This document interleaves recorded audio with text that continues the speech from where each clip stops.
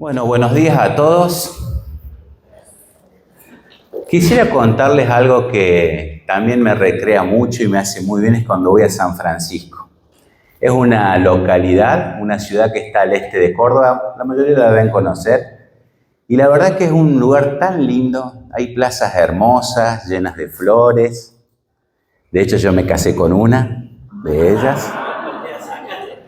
Y es tan pintoresco San Francisco, tiene tantas historias que yo quisiera contarles una que es un hecho verídico. Si las fuentes no me hubiesen confirmado que es un hecho verídico, me costaría creerlo. Y la historia es la siguiente, que había un hombre un gringo que tenía máquinas agropecuarias y trabajaba el campo y tenía su familia, y en un chequeo médico le diagnostican cáncer. Entonces este hombre, impactado por la noticia, le habían dado entre 6 meses y 1 año de vida, no más de eso, estaba muy avanzado, los estudios daban que ya estaba muy avanzado el cáncer. Así que este hombre toma la decisión de vender todas sus propiedades, todos sus bienes y disfrutarlo, y no dejarle nada a nadie, porque había sido el esfuerzo de su trabajo y cada uno debía ganarse la suya. Una mentalidad muy de gringo o de algunos gringos, para quien conoce, esto es así. Pero un hijo de este buen hombre le pidió por favor que le dejara una máquina, porque trabajaba con esa máquina. Yo no recuerdo si era un tractor. ¿Te acordás vos cuál era? ¿Qué máquina era? Una de las máquinas agropecuarias porque quería seguir trabajando. Él sabía que teniendo esa máquina iba a poder seguir trabajando. ¿Y qué hizo el padre? No le dejó nada. Vendió todo y se la gastó toda. Pasó el año, pasaron los meses y este hombre no moría. Volvió al médico y se habían confundido de diagnóstico. Le habían dado el diagnóstico de otro paciente. Cuando me lo contaron no lo podía creer, digo, esto no puede ser verdad. Sí, es verdad, este hombre es conocido en San Francisco, se sabe quién es, y murió pobre, en la pobreza y en la soledad que ustedes no se puedan imaginar. Solamente uno de sus nietos lo llevó a vivir a su casa, por misericordia. Yo en esta historia que les estoy contando es para que ustedes puedan percibir que tener un mal diagnóstico te puede llevar a la ruina. Y en esta mañana vamos a seguir con la lectura de Efesios, capítulo 2, del versículo 1 al 10. Y lo que primero Pablo va a hacer es darnos un diagnóstico de la humanidad caída. Y yo quisiera decirles a todos que consideremos esto que enseñan las Escrituras. Porque si no tenemos un buen diagnóstico de la situación, podemos terminar en la ruina, como este hombre.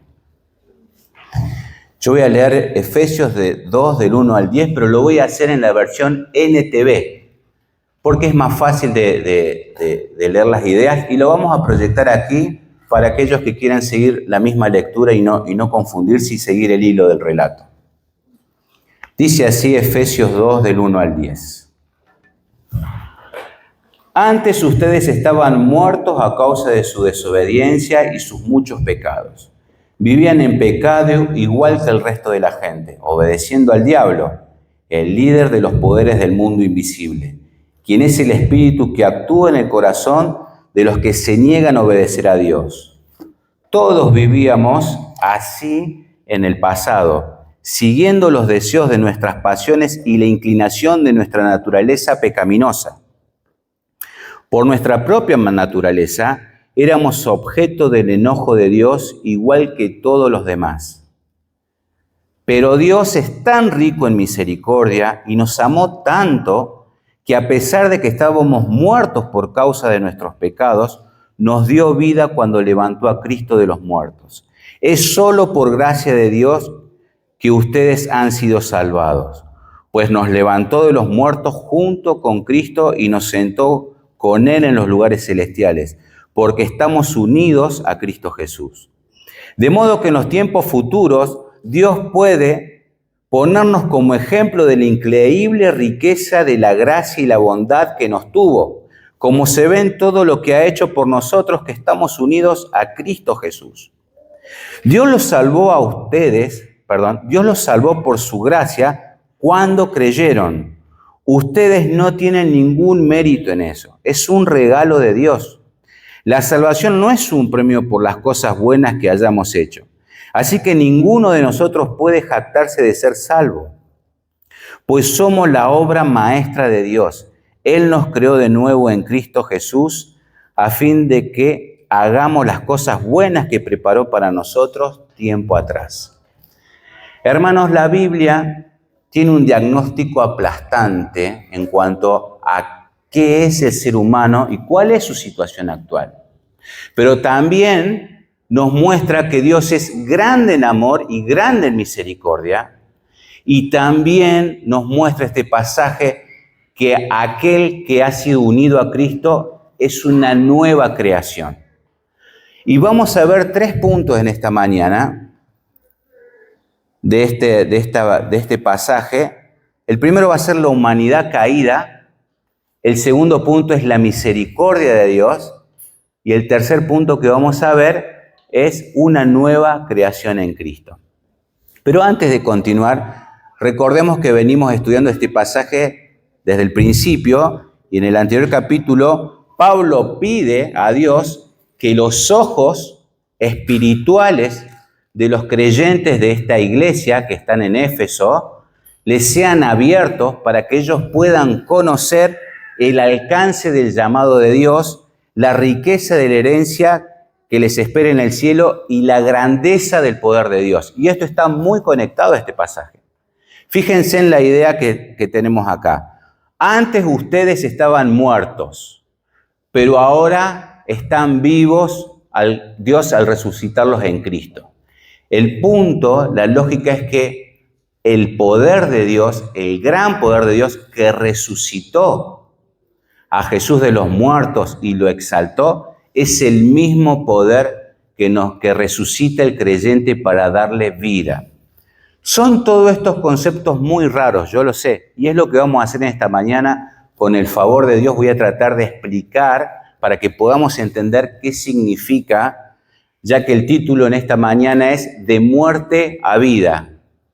De muerte a vida es la idea central, el tema de este pasaje.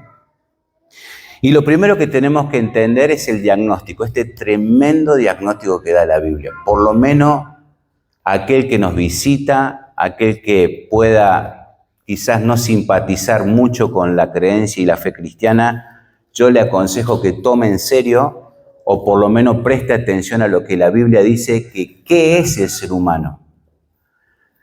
La maldad humana existe, no cabe duda. Con el avance de la tecnología, las redes sociales, los medios de comunicación nos permiten ver el alcance de la maldad. Esto es algo objetivo, esto no queda duda. El hombre es malo por naturaleza, no es bueno por naturaleza. No hay ninguna sociedad, ni la hubo, que sea justa. Una sociedad éticamente, moralmente justa. No hay, no la ha habido ni la habrá, lamentablemente, mientras el hombre siga en esta condición que las palabras de Dios nos describen. Algo que tenemos que tener en cuenta de este pasaje, que es muy interesante, es que esta condición nos incluye a todos. Sí, esto está en términos de pasado. Ustedes estaban, porque les está hablando a cristianos, a creyentes que ya están unidos a Cristo. Pero lo que tenemos que nosotros entender, que esta es la realidad de toda la humanidad. Y esto nos incluye a todos. Lo podemos ver cuando dice, ustedes antes estaban, más adelante dice, nosotros, dice Pablo. El apóstol Pablo, fariseo de fariseos, conocedor de la palabra de Dios y poniéndole en práctica probablemente desde su niñez, él también se cuenta como uno de estos que está muerto espiritualmente. Entonces esto es muy importante, ya que uno puede ver, si ahí se fijan en el versículo 1 y 2, dice, antes ustedes estaban muertos a causa de su desobediencia y sus muchos pecados. Vivían en pecado igual que el resto de la gente. ¿Se dan cuenta? Ahí nos da claramente que esta es una situación que abarca a todo ser humano. Por lo tanto, si en esta mañana estás acá, déjame decirte que estás incluido en esta lista. Y yo también.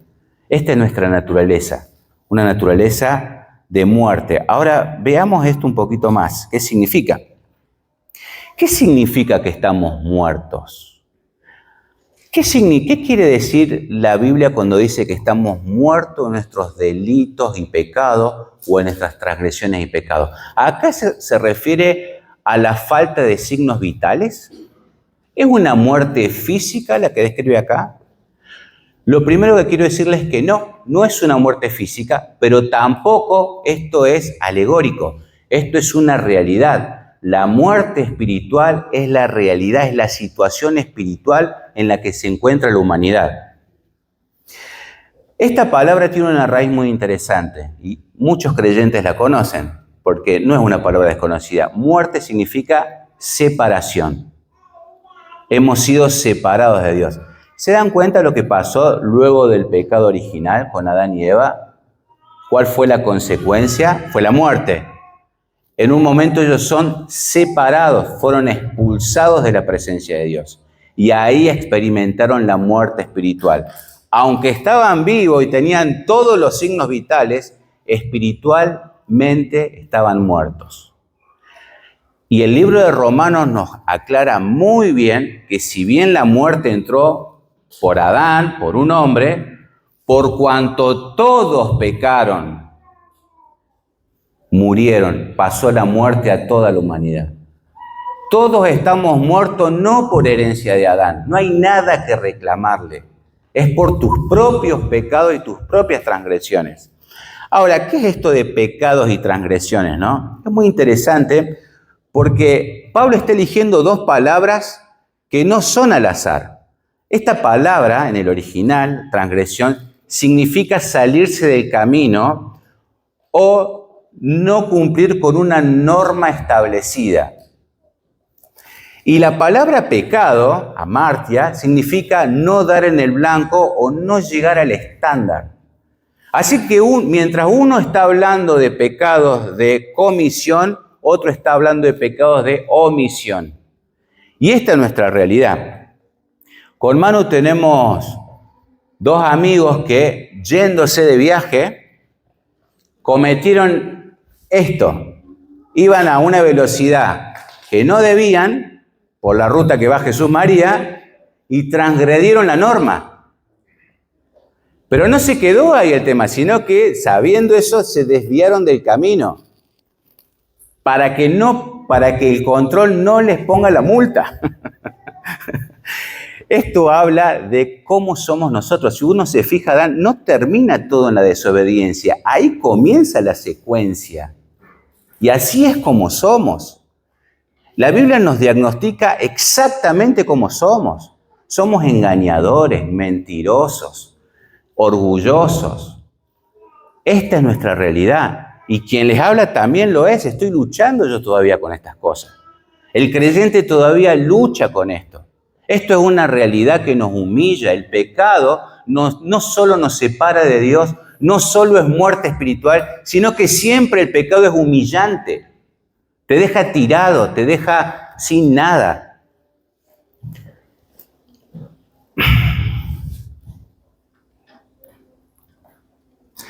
Jesús, antes de ser crucificado, ¿recuerdan cuando está en el Gólgota? Lucas me encanta cómo lo relata. Dice que transpiraba como gotas de sangre, ¿no? Es como una forma de decir lo compungido, el dolor por el que estaba pasando. ¿Y qué le pide al Padre?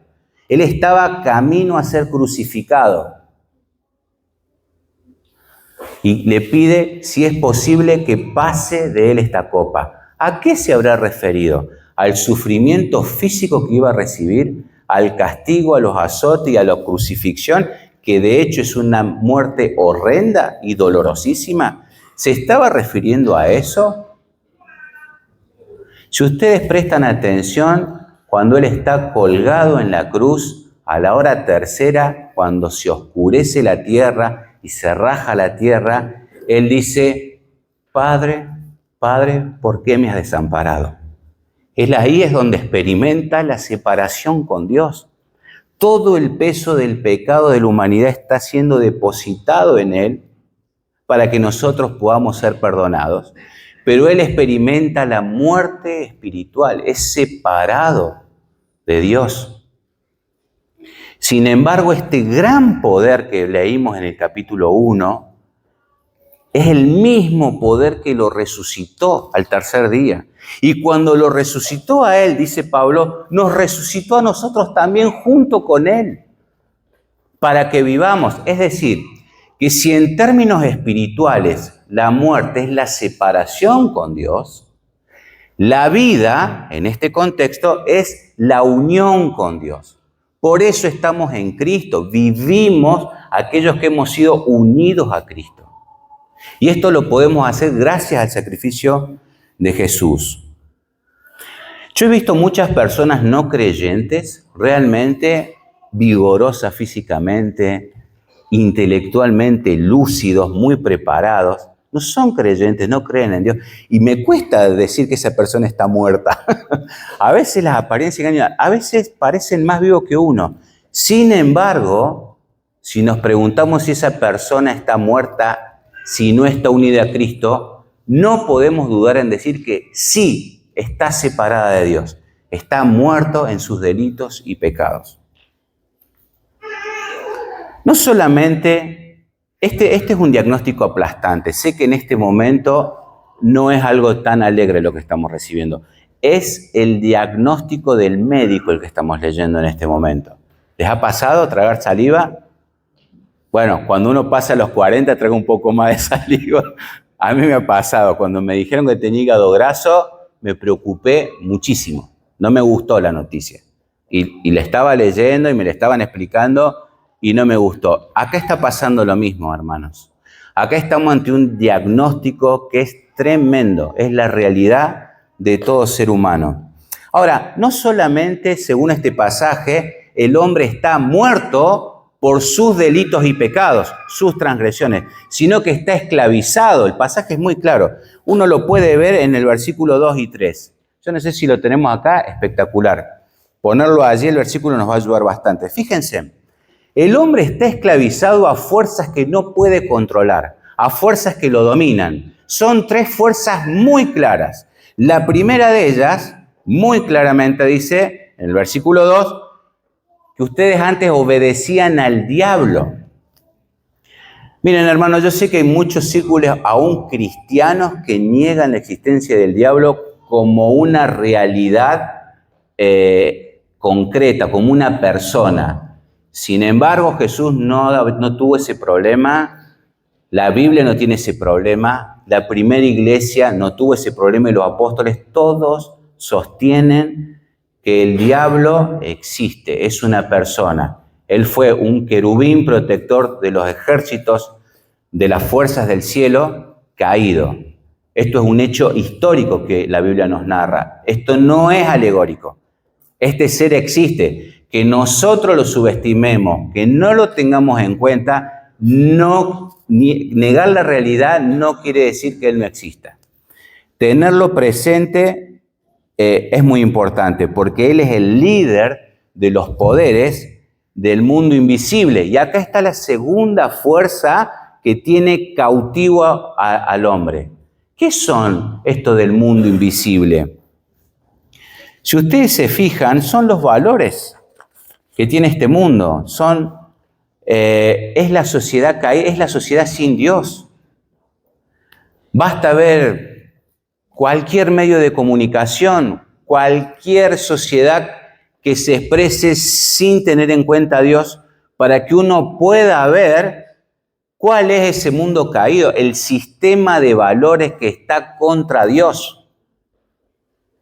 Miren, es muy claro que son muy pocas las personas que mantienen una opinión propia. Normalmente la gente tiende a ceder ante la opinión pública y se amolda, porque la fuerza de la cultura es como un gran río, es como el Paraná. Es un río que tiene una fuerza que ir contra es una fuerza muy difícil de ir en contra de ella. Y ella nos lleva también nos insufla. ¿Y quién está detrás de todos estos valores, de este sistema de valores caído?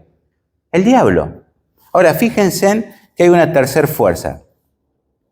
Nuestra naturaleza pecaminosa. ¿No es cierto? ¿Y qué es la naturaleza pecaminosa? ¿Qué es esto de que mi naturaleza tiende al pecado? ¿Cómo es que funciona? Porque, a ver, los deseos naturales, tanto del cuerpo como de la mente, no son malos en sí. Por ejemplo, si yo tengo el deseo de alimentarme, no es un pecado en sí mismo. O si tengo el deseo de tener sexo, por ejemplo, o relaciones sexuales. Discúlpenme que lo diga así, pero esto es una necesidad fisiológica de la humanidad. Esto no es malo en sí mismo. O el deseo de dormir y descansar. Ahora, cuando el deseo de alimentarse se convierte en glotonería, cuando el deseo de descansar se convierte en pereza, cuando uno en la necesidad de las relaciones sexuales llega a la lujuria, eso sí es pecaminoso, porque son los deseos naturales corrompidos. Esto es lo que los reformadores llamaron la depravación total. Probablemente lo han escuchado. Esto dice que no es que somos depravados lo más que se puede, sino total, es que todas las áreas de nuestro ser están corrompidos, nuestro cuerpo y nuestra mente. Y esta es la realidad, esto es lo que nos dice la Biblia que somos. Podemos creer o no, pero no tener en cuenta este diagnóstico nos puede llevar a la ruina. Bueno, ya van dos piñas, ¿viste? Una es que estamos muertos, la otra es que estamos esclavizados a fuerzas que nos superan, y ahora viene la tercera. Por si esto fuera poco, estamos condenados. La humanidad entera está condenada. Fíjense en el versículo 3, la parte B.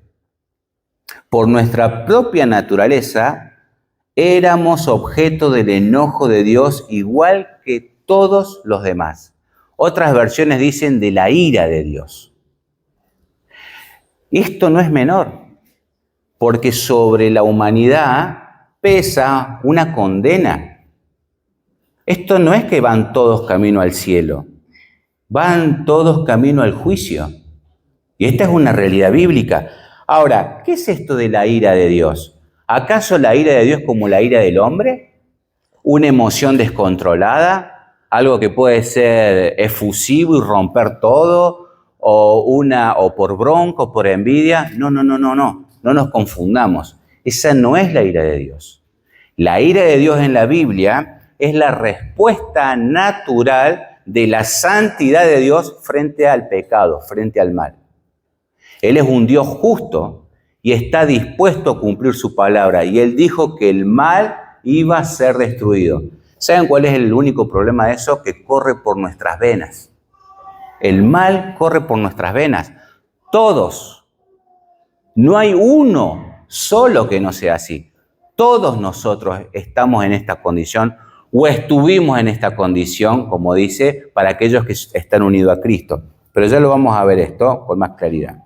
Así que estamos todos perdidos por nuestros propios pecados. Si se fijan en el versículo 4 y 6, dice, pero Dios es tan rico en misericordia, y acá es donde hace un cambio fenomenal. Es acá donde uno puede respirar. Uno venía con la soga al cuello, ya estaba por ser condenado, ya teníamos todo para vivir eternamente separado de Dios. Pues Él es un Dios justo, Él es un Dios santo y Él es el dueño de todo lo que creó y puede hacer cuanto quiera con su creación. Y Él ha determinado que la paga del pecado es la muerte, la separación eterna con Él. Pero, versículo 4, pero Dios es tan rico en misericordia y nos amó tanto que a pesar de que estábamos muertos por causa de nuestros pecados, nos dio vida cuando levantó a Cristo de los muertos. Es solo por la gracia de Dios que ustedes han sido salvados. pues nos levantó de los muertos junto con Cristo y nos sentó con Él en los lugares celestiales, porque estábamos unidos a Cristo Jesús. Amén, gloria a Dios. Acá es donde respiramos, acá es cuando abrís la ventana y entra esa brisa que decís, porque por nuestros medios no podemos hacer nada. Estamos condenados, estamos perdidos. Necesitamos unirnos a Cristo para poder vivir espiritualmente.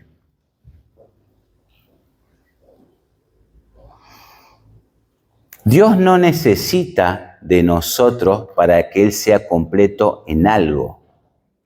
Esto es muy importante. Dios no nos necesita. Dios nos creó para que pudiéramos disfrutar de Él eternamente y vivir en plena comunión, como la escena bíblica de Génesis cuando Adán y Eva tenían contacto y vivían en la presencia de Dios. Y todo era armonía entre ellos y entre el entorno. ¿Se dieron cuenta lo que pasó en esa familia? En la primera generación, nada más después del pecado y la desobediencia, las consecuencias, un hermano mató a otro. ¿Se imaginan eso en la familia? Que un hijo tuyo mate a otro hijo. Tremendo, ¿no es cierto?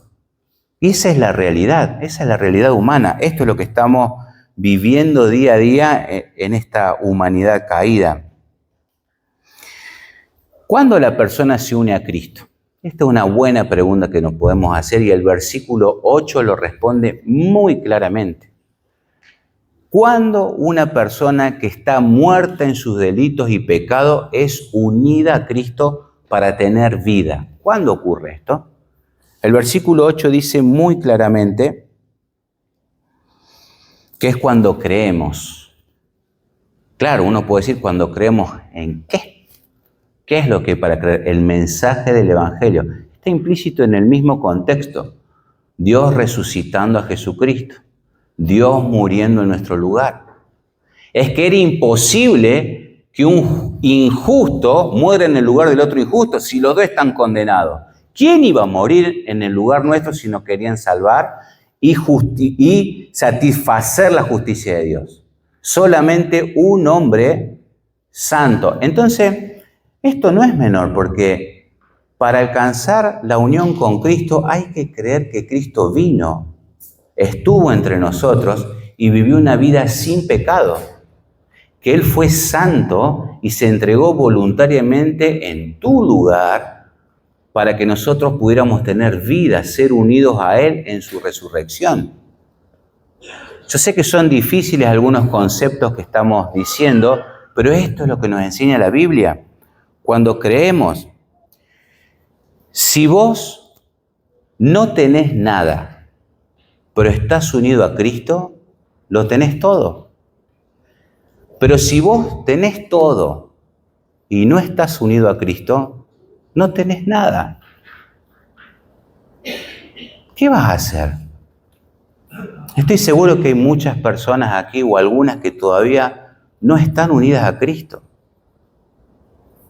Y esto me lo enseña la Escritura, de la gran necesidad que hay de arrepentirnos de nuestros pecados y unirnos a Cristo para tener vida, para volver a nacer.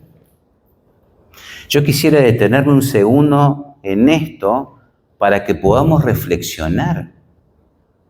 Si todavía no estás unido a Cristo, tenés una condena encima que por tus pecados y transgresiones vas a estar eternamente separado de Dios. Pero Dios es tan rico en misericordia que te ama tanto que ha dado lo más precioso del cielo para que vos puedas unirte a Él. Quisiera que podamos tomar un instante antes de seguir para que aquel que todavía no está unido a Cristo pueda en la intimidad de su corazón pedir perdón por todos sus pecados, pedir perdón por todas tus transgresiones. Arrepentite mientras la hora es buena, mientras estás a tiempo. Reconcíliate con Dios. Él promete resucitarte en Cristo y unirte a Él. Quisiera orar por aquellos que todavía no están unidos a Cristo. ¿Me acompañan? Vamos a orar. Inclinamos nuestro rostro y si vos estás ahí y sabés bien en tu corazón de que no estás unido a Cristo, este es el tiempo de salvación.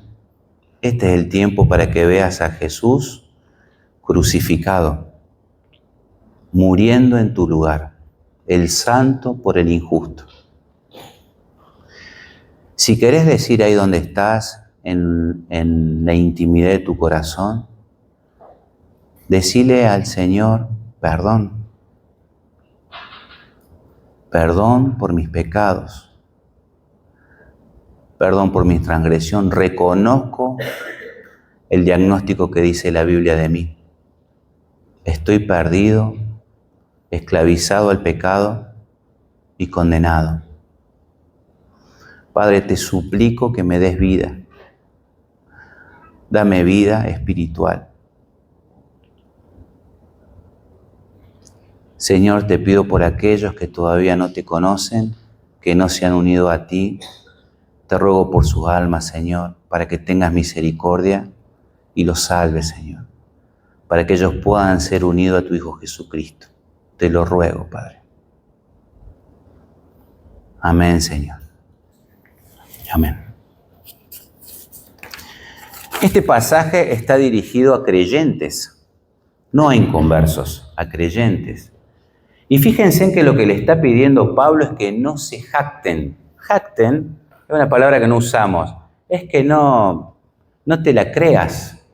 No creas que porque Dios te salvó, entregó a su Hijo y te unió y te dio vida, vos participaste o aportaste algo en eso, como para que tengas algo de qué decir. Mirá ahora cómo yo soy hijo de Dios y otro no. Justamente esto que está haciendo Pablo, o Dios por medio de Pablo, es darnos una brújula para que no estemos desorientados, para que nos ubiquemos, para que tengas presente de dónde te sacó el Señor. No te olvides nunca de dónde te sacó.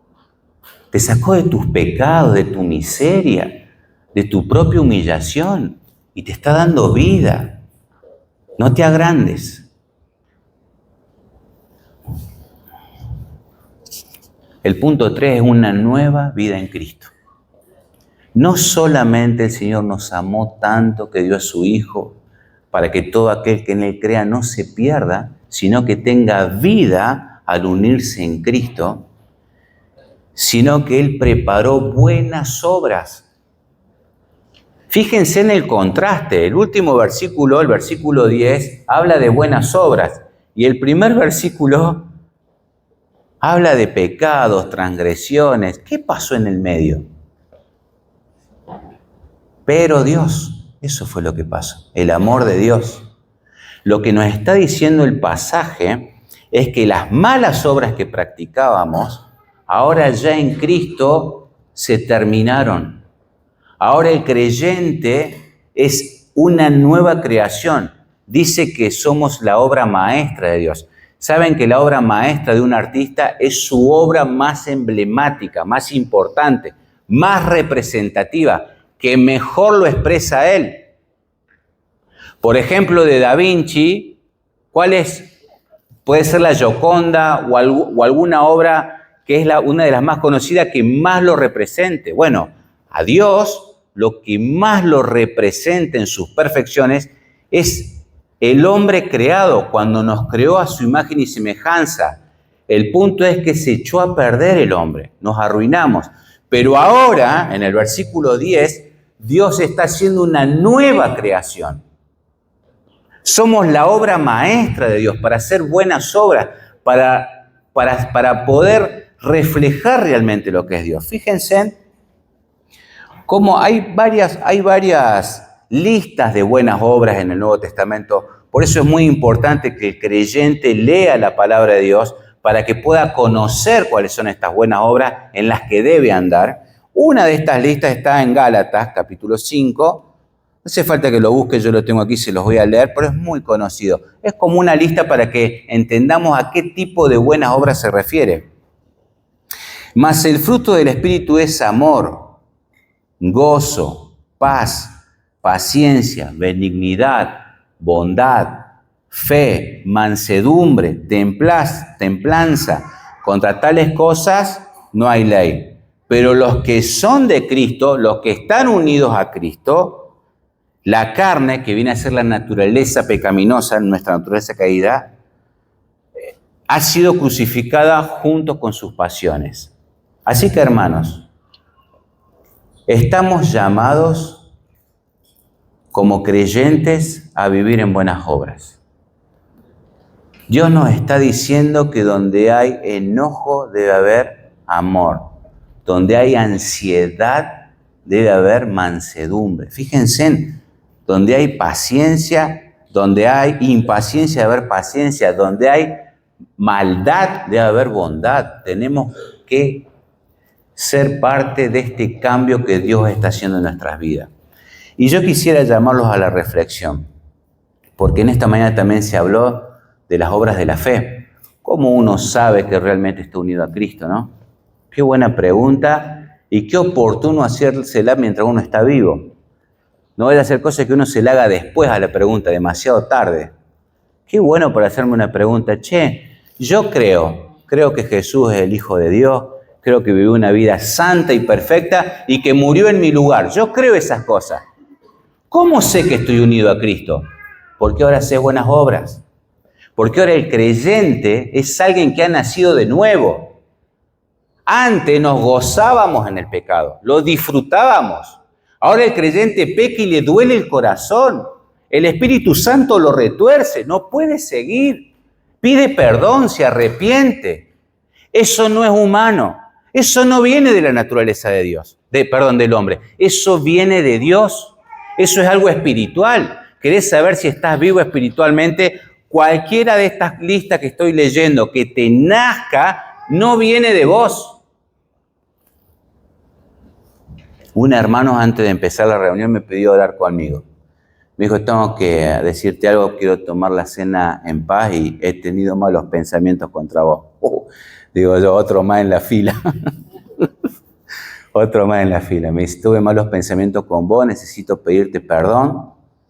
Fíjate qué interesante, ¿no? Porque yo lo había como tratado duramente.